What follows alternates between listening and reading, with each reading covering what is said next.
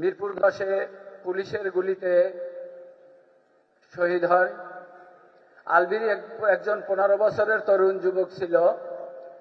আজকে 2টি বছর অতিবাহিত হয়ে গেছে। আমরা ভেবেছিলাম যখন ইন্টারিম সরকার আসছে যে আমরা হয়তো এই হত্যাকাণ্ডের বিচার পাব।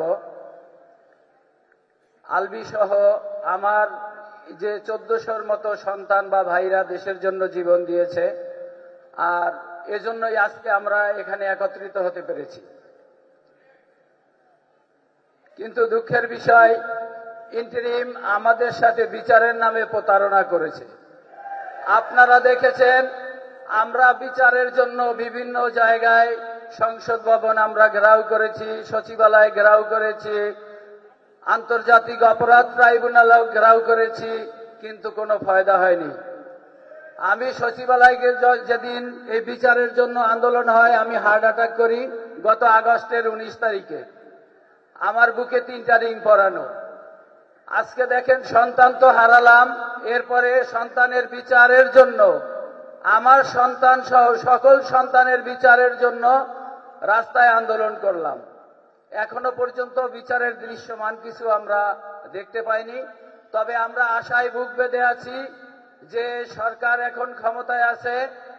এই সরকারের কাছে আমাদের সবচেয়ে বড় প্রত্যাশা ছিল তখন থেকেই যে জনাব তারেক রহমান দেশে আসবে, ক্ষমতার মসনদে বসবে, আমরা আমাদের এই শহীদদের প্রকৃত যারা হত্যাকারী তাদের বিচার পাব। আমি আজকে জনাব তারেক রহমান, তার কাছে আমার একটাই চাওয়া, এখনো আপনার এই সরকারের সময় আমরা যেন প্রত্যেকটা হত্যাকাণ্ডের বিচার দৃশ্যমান দেখতে পাই, এবং যারা এখনো এই হত্যাকাণ্ডের সাথে জড়িত, যারা এখনো ঘুরে বেড়াচ্ছে, তাদেরকে অবিলম্বে গ্রেফতার করা হোক। আসলে কষ্ট লাগে।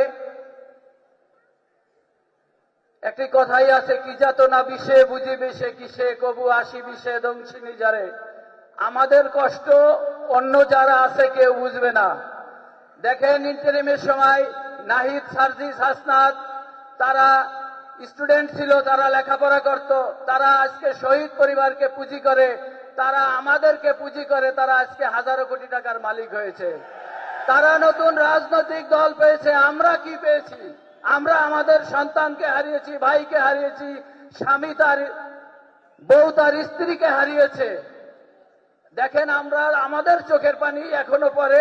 আমরা যতদিন বেঁচে আছি আমাদের চোখের পানি পড়বে। আমাদের কষ্ট বোঝার মতো ক্ষমতা আল্লাহ ছাড়া কারো নেই। আমি সর্বশেষ একটি কথাই বলবো যে আমাদের এই সরকার অল্প কিছুদিন হলো ক্ষমতায় এসেছে। আমরা